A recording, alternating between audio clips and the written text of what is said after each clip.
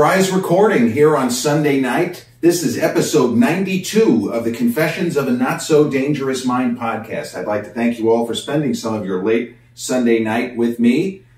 If you're checking out episode 92 on the YouTube channel and haven't done so already, please click like, subscribe, comment, turn on those notifications. Or if you're checking out this episode on the audio platforms such as Spotify or iTunes, same general rule applies. Click like, subscribe, turn on those notifications.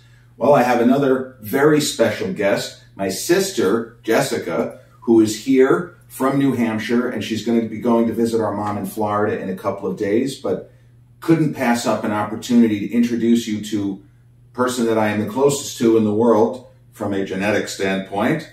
This is family, and we haven't seen each other in a while. I missed her terribly, and there were various episodes that I had wished that she had been here to do with me, because when it comes to certain movies, we kind of share the same brain, the same quotes that we can do, and same lines of dialogue from different movies.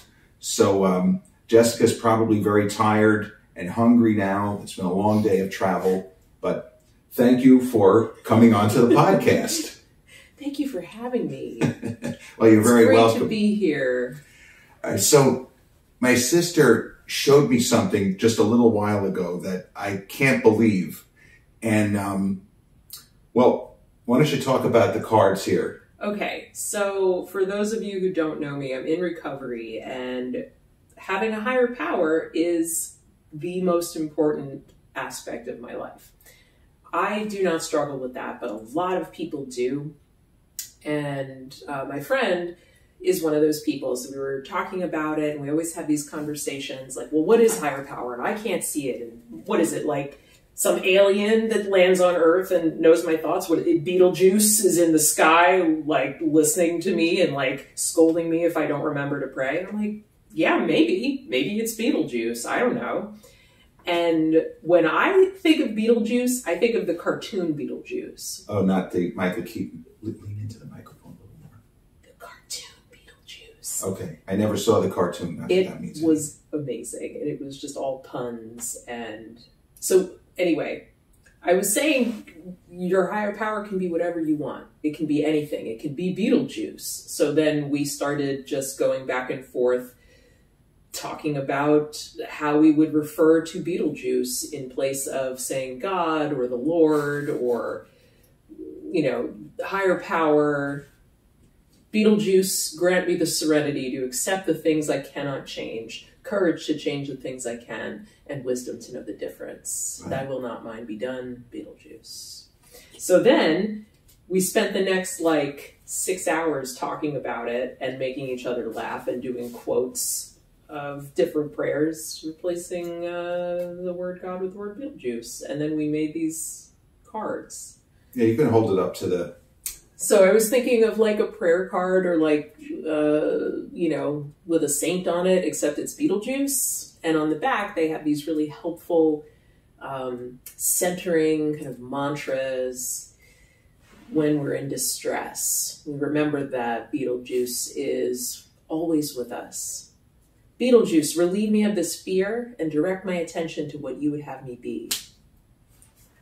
Please, Beetlejuice, mold my ideals and help me live up to them. I earnestly pray for the right ideal, for guidance in each questionable situation, for sanity and for the strength to do the right thing. Let me just stop her for a second before she does another card. Now think of the genius of this, but also that she is taking an antagonistic character, a villainous, evil character, and she is using it for good.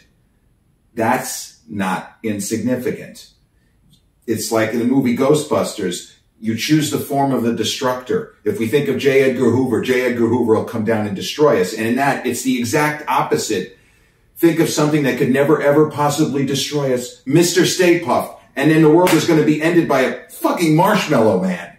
Here, you have this awful, terrible character, and they are using it to draw strength. They're turning it on its head. Fuck that guy. We're going to use him for good. Beetlejuice gives me strength. Beetlejuice makes me strong. My nature is Beetlejuice. I am a spiritual being. I am guided in my every step by Beetlejuice, who leads me towards what I must know and do. Let me also point out, my sister was a stand-up comic. This doesn't come from nowhere. She is hilarious. And this is one of the most clever things that I have ever seen. Well, this was a joint effort between myself and my friend, who's she and I actually have a podcast that we do called Fiddle Fartin' Around. Fiddle Fartin' Around. Yeah. It's brought to you by Benounced Books. Benounced Books. Good luck getting published. So I can't take full credit for this. Okay, that's I fair. picked the images and I picked the style and I picked the quotes. But It's very good artwork. Anyway, if anybody is interested in these cards, they could always mass produce more. It is very well done. So just hit me up in the comments if you're interested. We can DM you or whatever. So my sister did work in film. She made an independent film, and maybe wasn't the best time in her life. But that being said, she is very good in that film. And the truth is that most people, even people who, let's say, act off-Broadway, off-Broadway, or in regional productions, they won't actually end up making a movie. And tell us about your experience the day that you had the clapboard. We were driving around getting B-roll, and the AD let me use the clapboard. I don't know. Okay, no, but it's like there are certain images that you remember, and me as the brother, it sort of unexpectedly popped up on Facebook. My sister with a very sort of imperious look on her face and the clapboard. And I'm like, wow, that's fucking great. That's just awesome. Is it the one where I'm holding it? Yes. Oh, yeah. I think you were holding it. Yeah. But we're in Coram here. The movie was shot in Mattituck, not far from Wine Country, right? Like Southold. Southold, okay. Yeah. And it was the home of the woman that Chelsea. It was, okay. So it was one of those where they presumably saved on locations by using locations that they own. They didn't have to rent a house for $10,000 or $50,000. How long did you shoot that movie for? A week, maybe. Tops. Okay. We were out there scouting locations and letting people know that we were shooting a film, and no one answered the door. We ran around to like every house in the neighborhood, and everyone, either they weren't there or they just didn't give a shit.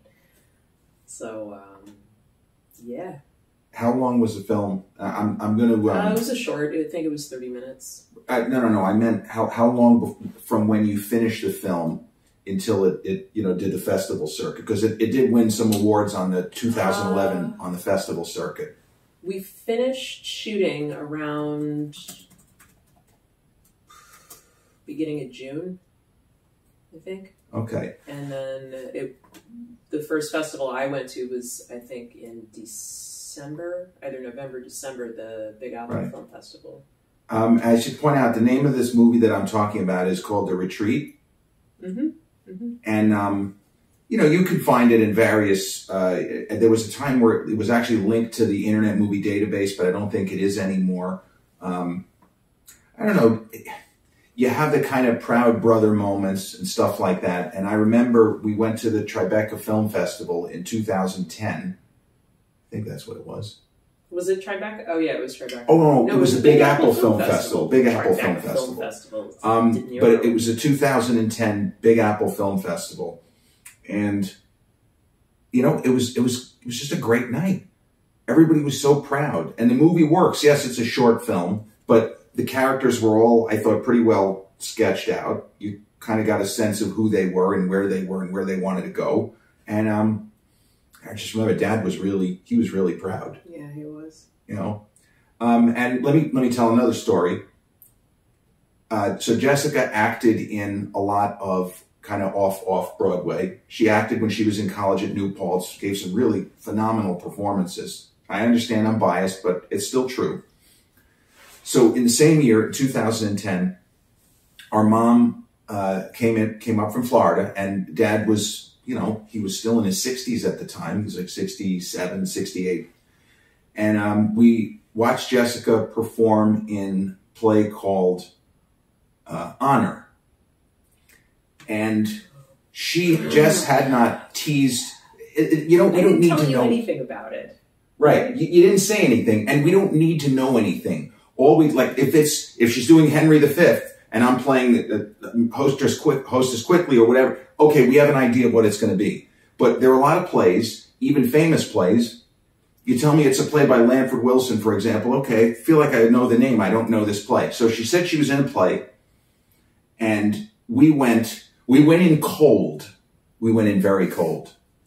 And the basic setup, which was a surprise, at least to me and our mom, and very much so our dad, is that it was kind of about I guess if you had a Toni Morrison type of a figure who made an incredible imprint, and then, let's say, in poetry, in culture, that this was somebody who was really important, and then got married and didn't really do as much in their career, and got married to a Mike Wallace type or somebody like that. And you start wondering, was it all worth it? My sister played was it a newspaper reporter or a TV journalist? Journalist. Oh, a journalist. Interviewing this kind of Mike Wallace type major figure in the journalism business, telejournalism, whatever it might be, probably a book author. And they have an affair. This was the part of the show that caught us by surprise. Because if somebody says, oh yeah, your sister plays a journalist, okay, she plays a journalist, that's great. We weren't expecting what ended up happening. What ended up happening? What ended up happening is that there is a scene where there is some dialogue, which if it were anybody but my sister, no problem. My dad was sitting there, and it hurt me to see him like this, because he was starting to sweat. It was so red. And my mother, our mom, was cheering her on. But hey, that's the way it goes. Mom was rude. She was like, hey, Jess. She was so excited because Jess's performance was amazing. The entire play was fantastic. Just weren't expecting to see that. I didn't know. Maybe if I knew. See what? I wasn't expecting to see like a seduction scene or that kind of a, yeah. Because the other play that you did, what I think the Lanford Wilson play, where you had Balm and Gilead. Balm and Gilead, I forgot the title. Like that was crazy, but in a totally different way, because there's a fight scene and it looked like they were really brawling. We were going for it, yeah. They were going for it. And the difference with Balm and Gilead is that we were much closer to the action. Yeah. If I remember, we were like 10 feet from the stage. Again, a different presentation, different theater, different presentation. You're at a certain distance. Balm and Gilead, it felt like we were in the cafeteria with the other characters. So was there a particular, I don't know if I'd say incident, but why you didn't really want to go further in that, in acting or in comedy or in maybe trying to find another independent film? Drugs and alcohol. Okay. So you were at a point where you were bottoming out, perhaps? I was circling the drain for a while. When I went through a breakup in 2010, that kicked my disease into high gear, and I just didn't want to do anything else ever again. I wanted to just get high or be drunk. I didn't want to be conscious. I didn't want to go on I went on auditions. I remember going on an audition for dinner theater or something I didn't really want to get. Right. And the audition was in a bar, and I'm sitting out there waiting. It was like completely dead, and there's other actors ahead of me, and there was like a random bottle of razzmatazz or some garbage just sitting out, and I was like, I go in for my audition and I stop after about 30 seconds, and I'm like, you know what, I'm good. I leave, I take the bottle, and I disappear. So just like a little snapshot of how it was when I just stopped wanting to do anything. I see. The way that it kind of, I don't always think in a linear fashion. I'm different, neurodivergent. But I guess I always assumed, even knowing that you had struggles, that it was a terrible time. That is not how I put it together myself. In other words, I thought that, because you could say that you got sick of going on auditions or you didn't see a future, but that's not this. That's not the one is separate from the other. Yeah. So, man, that's really rough. And I guess it continued to kind of get worse from there. Oh, yeah. For a time, not permanently. I mean. No, it got worse for the next 2 years. When I moved to Tel Aviv. December of 2010, by the way, Jessica moved to Tel Aviv. Yeah. I made Aliyah and I did the whole bit. And while I was there, that was like the bottom. I bottomed out there and just kind of skidded along the bottom. I like to call it my vomit-soaked wet T-shirt contest era.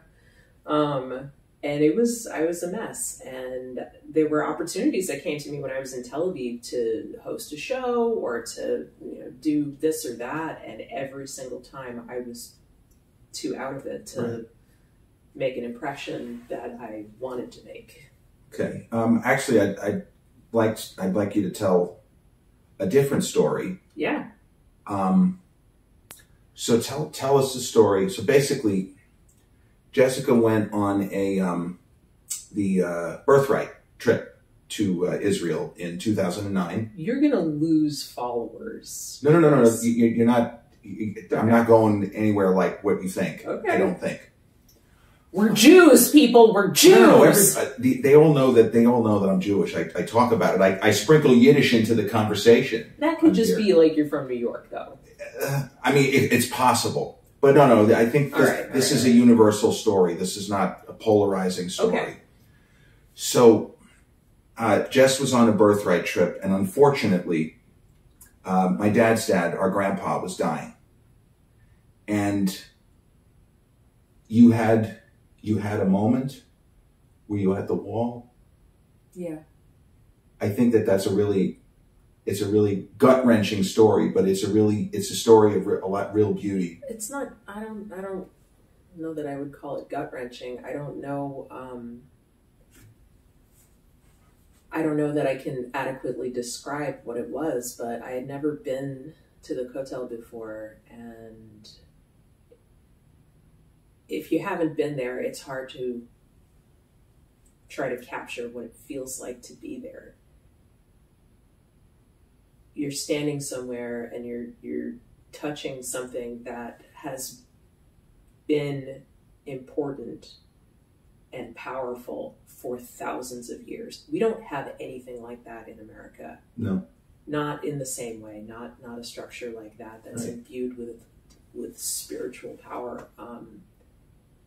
And just how many people died to protect it, to get access to it, all of that. So I remember I wrote something for Grandpa, and I walked up to the wall on the women's side, and even the stones have a feeling. And I just put it in the crack, and I prayed, and I don't know. I don't know what you were hoping I would tell about, but but I think that's it. You felt that you were where you needed to be. Yeah. And you didn't go into recovery immediately. No. You were still. No, I was still cruising on Doing Great Boulevard back then. I was still using successfully. It's see, just from my perspective here in the States, when our grandfather, who was very important in our lives for different reasons. I mean, I grew up, he was like a second father to me because I was a lot older than Jessica, and they lived in New York. But when you realize, and it's horrible to have this, and young people maybe have not experienced this yet, but when you understand that a person is not going to get better, that this is it. It could be tomorrow, it could be a week, but this is it. It's going to affect us differently.